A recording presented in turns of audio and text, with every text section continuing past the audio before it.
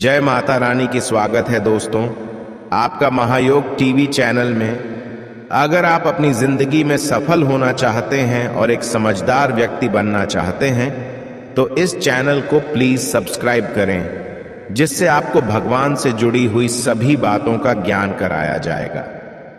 तो इस वीडियो में हम बात करेंगे, चलिए जानते हैं पितृपक्ष की संपूर्ण कथा। पितृपक्ष की पौराणिक कथा के अनुसार जोगे तथा भोगे दो भाई थे। दोनों अलग अलग रहते थे। जोगे धनी था और भोगे निर्धन। दोनों में परस्पर बद्धा प्रेम था।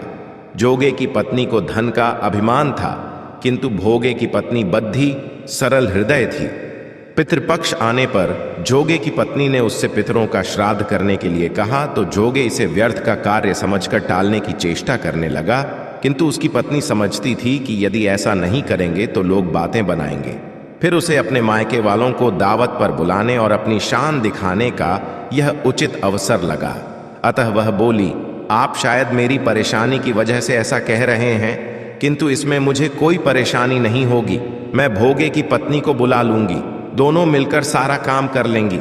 फिर उसने जोगे को अपने पीहर न्योता देने के लिए भेज दिया। दूसरे दिन उसके बुलाने पर भोगे की पत्नी सुबह सवेरे आकर काम में जुट गई। उसने रसोई तैयार की, अनेक पकवान बनाए, फिर सभी काम निपटाकर अपने घर आ गई। आखिर उसे भी तो पितरों का श्राद्ध तर्पण करना था। इस अवसर पर न जोगे की पत्नी ने उसे रोका न वह रुकी। शीघ्र ही दोपहर हो गई। पितर भूमि पर उतरे। जोगे भोगे के पितर पहले जोगे के यहाँ गए तो क्या देखते हैं कि उसके ससुराल वाले वहां भोजन पर जुटे हुए हैं। निराश होकर वे भोगे के यहाँ गए। वहां क्या था, मात्र पितरों के नाम पर अगियारी दे दी गई थी। पितरों ने उसकी राख चाटी और भूखे ही नदी के तट पर जा पहुंचे। थोड़ी देर में सारे पितर इकट्ठे हो गए और अपने अपने यहाँ के श्राद्धों की बड़ाई करने लगे। जोगे भोगे के पितरों ने भी अपनी आप बीती सुनाई।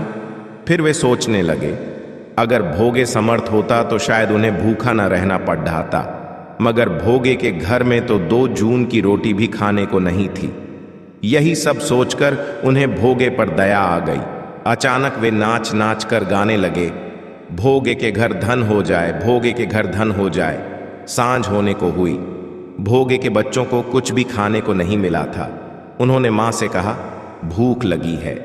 तब उन्हें टालने की गरज से भोगे की पत्नी ने कहा, जाओ, आंगन में हौदी औंधी रखी है, उसे जाकर खोल लो और जो कुछ मिले बांट कर खा लेना। बच्चे वहां पहुंचे तो क्या देखते हैं कि हौदी मोहरों से भरी पड़ी है। वे दौड़े दौड़े मां के पास पहुंचे और उसे सारी बातें बताईं।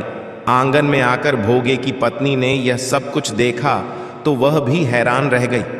इस प्रकार भोगे भी धनी हो गया, मगर धन पाकर वह घमंडी नहीं हुआ।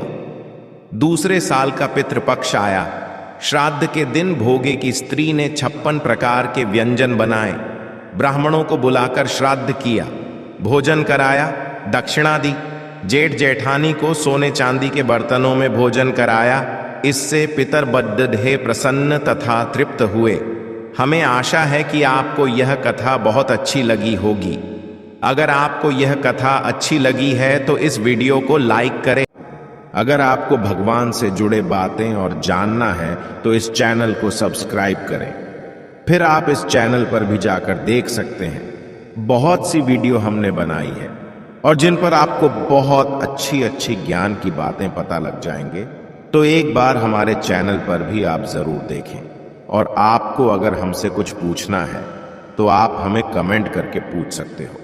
मिलते हैं किसी नई वीडियो में।